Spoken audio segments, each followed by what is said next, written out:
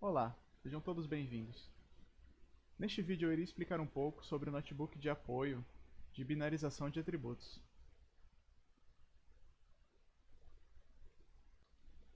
Neste notebook você pode encontrar um exemplo do que é o processo de binarização, um problema em que você pode usá-lo, as diferentes formas de tratar atributos que são categóricos e os resultados obtidos através desses processamentos. Na célula de importação nós temos o algoritmo utilizado neste notebook, no caso a regressão logística. Você pode tentar diferentes algoritmos para comparar o desempenho entre eles, utilizando e não utilizando o processo de binarização. Nós temos uma biblioteca NumPy que eu acredito que não esteja sendo usada neste notebook, mas caso você necessite fazer um processo de normalização, a biblioteca tem diferentes meios de realizar isso. O Pandas, que é uma biblioteca que mexe com matrizes de dados, são os frames, em que você pode manipular esse dataset de forma fácil. E ele inclui também um método que nós vamos utilizar para fazer a binarização de forma fácil. E no sklearn nós temos a validação cruzada, para depois comparar esses diferentes tipos de tratamento de dados. Só uma pequena recapitulação, né, do que é binarização. Então é conhecido como processo de transformar atributos, geralmente categóricos ou de ordem, em vetores binários. Por isso ela também é chamada de one-hot encoding. Acho que chega de gastar em inglês por hoje. Mas você também pode transformar esses dados categóricos de ordem, vamos supor, em números inteiros. Só que daí o problema disso é que você pode introduzir uma relação de ordem que ela não existe. E nós vamos ver isso no problema de exemplo. Nesse problema de exemplo, pessoal, vocês podem ler todo o background do notebook, mas não vou entrar muito em detalhes. Vamos só para o que interessa, que é classificar cogumelos de acordo com a cor, tamanho, em comestíveis e não comestíveis. E para isso, o banco de dados, né, o dataset, na verdade, contém 8.000 entradas e esses são os atributos, né, de cada linha. Então vamos passar por eles antes de aprofundar no como nós podemos aplicar o processo de binarização. Então se nós olharmos para o primeiro, nós temos aqui forma da tampa, que é aquela parte superior do cogumelo. Podem ver que tem várias categorias, né? Formato de sino, pode ser cônico, ou um plano. No segundo nós temos a superfície da tampa. O terceiro já é a cor.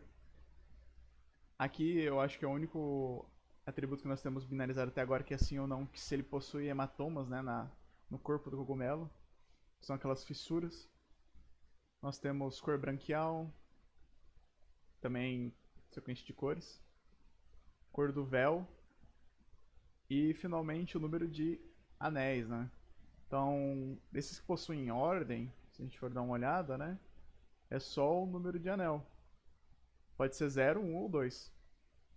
Os outros, né, como é que você vai impor ordem, por exemplo, pode ser que seu problema tenha uma ordem de cor, mas no caso aqui nós não sabemos se tem ou não. Então, você não pode afirmar que o cinza vem antes do marrom, ou que o vermelho é mais importante que o branco. Então não tem como inferir nada aqui, então é melhor que eles sejam todos tecnicamente iguais. E é aí que entra a binarização. Na célula de dados, então, nós vamos baixar o nosso dataset, dar o nome dele de mushrooms, e aí realizar a leitura desse CSV com o pandas. Nós temos aquele frame, daquele data frame para poder trabalhar. A primeira coisa que a gente vai fazer é a classe alvo. Nós vamos colocar 0 como venenoso e 1 como comestível. Em seguida, nós fazemos aquele atributo ring number, nominal para numérico, neste caso obedecendo uma sequência uma ordem, né? Se tiver nenhum é 0, se tiver 1, nós atribuímos como 1 inteiro. E, logicamente, 2 com o número 2. Naquele único atributo que eu disse que era binário já, de transformar f para falso e t para true, né? Finalmente, só separar a nossa classe de interesse do resto do nosso dataset para poder fazer o treinamento e teste. Então aqui nós temos as 5 primeiras linhas, só para ter uma ideia de como é que está esse data frame. Então nós temos aqueles atributos lá de cima. Notem que os que a gente já fez já atribuiu valores, né? Como por exemplo o do Bruises aqui já está true ou false. E o ring number já é inteiro. E mais para baixo nós temos os links, né, do material de apoio. Entre eles está a função do pandas, getDummies, que o que ela faz? Ela expande essas variáveis categóricas, seus atributos, em variáveis do tipo dummy, cujo único propósito é servir dessa expansão. Nós mais para frente vamos ver qual é a saída, né, dessa função. Nessa seção aqui, basicamente a gente está fazendo é pegando esse dataset, transformando aqueles atributos que tem mais de um valor, ou seja, categorias, né, em números, mantendo uma relação de ordem, mesmo que ela não exista. Então, como é que isso funciona? Aqui, por exemplo, o CapShape, ele tem esses diferentes valores desse atributo. E aí eles viram inteiros de 0 a 5. Como é que é feito isso para os demais, né? Primeiro a gente realiza uma cópia do x, que são os nossos atributos sem ser a nossa classe alvo. E para cada atributo nas colunas de x, no caso são esses aqui, e caso esse atributo não seja o ring number e bruises, porque novamente o ring size, ou ring number, perdão, ele é 0, 1 ou 2, e o bruises já é binarizado.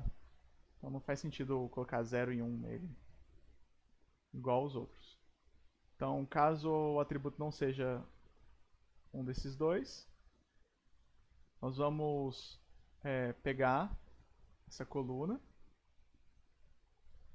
e nós vamos retirar os valores únicos, que no caso aqui, por exemplo, do CapShape, é o x, b, s, f, k e c. E nisso nós vamos passar para a função enumerate. O que ela faz? Ela vai retornar uma tupla que começa na posição 0, o enumerador, então começa de 0, 1, 2, 3, e na segunda é o valor que foi nos dado aqui. Nesse caso, se você tiver uma lista, né, de caracteres, nesse caso, vai começar assim, 0x, 1b, 2s, por aí vai. E aí, como é que nós fazemos? Nós vamos criar um dicionário em que o valor do atributo único aqui vira a chave, e a chave daqui vira o valor desse atributo. Ah, mas como assim? Eu até adicionei um print aqui para mostrar como é que está fazendo. Então, como eu disse, x, 0, b, 1, s, 2, por aí vai. E aqui já realizou o map. Então nós vamos fazer isso para cada atributo. E eu já imprimo aqui as 5 primeiras linhas. Então esse é o resultado, como fica no final. E aqui são os dicionários que essa função gerou. E é basicamente isso, criando uma ordem onde não existe ela, só para poder passar no algoritmo. E na próxima sessão nós temos a binarização em si. Como eu havia dito mais acima, nós vamos explicar como funciona getDummies.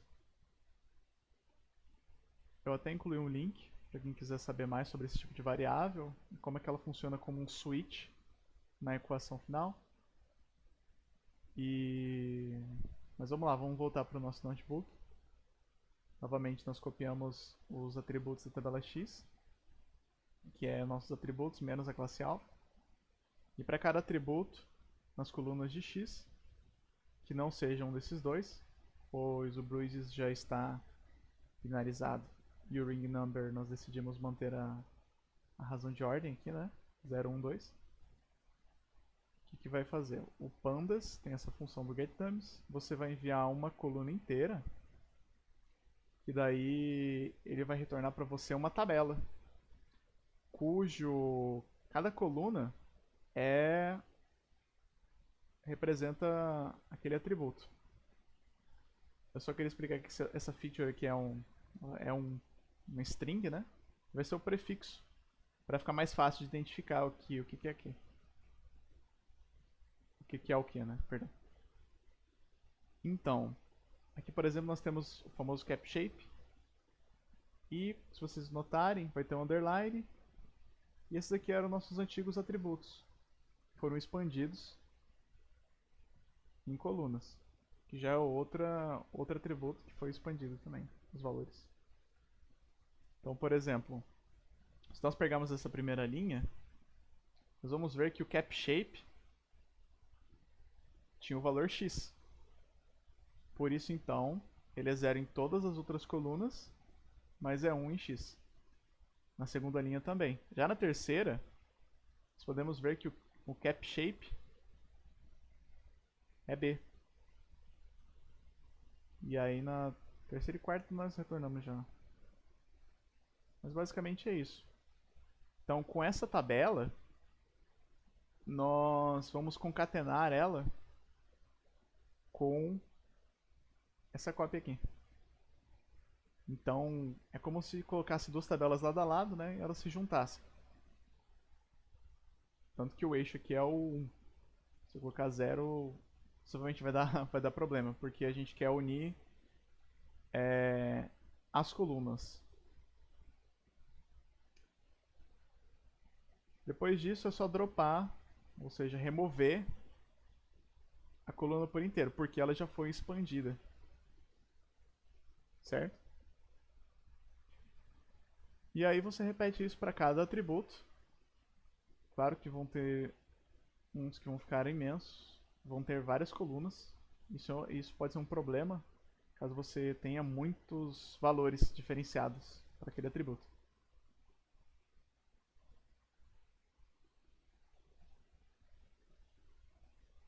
Então, vamos dar uma olhada nos resultados então, comparando as diferentes transformações desses atributos. A primeira é aquela mantendo a relação de ordem. E eu queria ver as 10 primeiras linhas, só para a gente ter uma ideia de como estão esses dados. Em seguida nós criamos a regressão logística, né?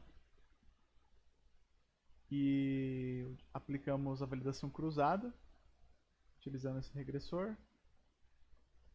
Eu pedi para retornar os valores do treino, mas retirei as colunas que informavam o tempo. Não é realmente muito necessário, vamos só focar nos resultados. Então, o de teste é mais importante, aqui são os folds. Então, no primeiro fold a gente tem 66, 65, 76, 93 e 48. Esses dados mistos, o que eles são? São 6 atributos binarizados, que são aqueles 5 que nós passamos o getDummies, mais aquele atributo que já estava binarizado, que é o Bruises. O único atributo que ficou, mantendo a ordem, foi o ring size. E novamente nós criamos o regressor logístico, aplicamos a validação cruzada, e esses são os valores que nós obtemos. Então no primeiro fold são 66 versus 54, uma vantagem para essa relação de ordem. Entretanto, já no segundo fold, nós temos a diferença de 8, em torno de 8, né? 65 versus 73. No terceiro fold, índice número 2, 76 versus 81. No fold número 4, 93, 95. E por último, 48 versus 57. Por último, o professor Heraldo pediu para fazer um último, né, conjunto de dados. Que basicamente é o que? A gente aplicou a mesma ideia do getDummies, só que expandindo o ring number. Ou seja, 0, 1, 2 viraram 3 colunas separadas esse ring number. Aí nós concatenamos e removemos o ring number, já que ele foi expandido em 3 colunas, representando o 0, 1 e 2. Criação do regressor, aplicar a validação cruzada, remoção de tempo. Não mudou muita coisa, né? Como vocês podem ver, bem pouco. 81, 81, 7354. Bom, é isso, pessoal. Esse é o dataset que nós disponibilizamos de apoio. E se vocês quiserem trocar o classificador, colocar um regressor, fiquem à vontade, certo? E é isso. Muito obrigado. Até breve.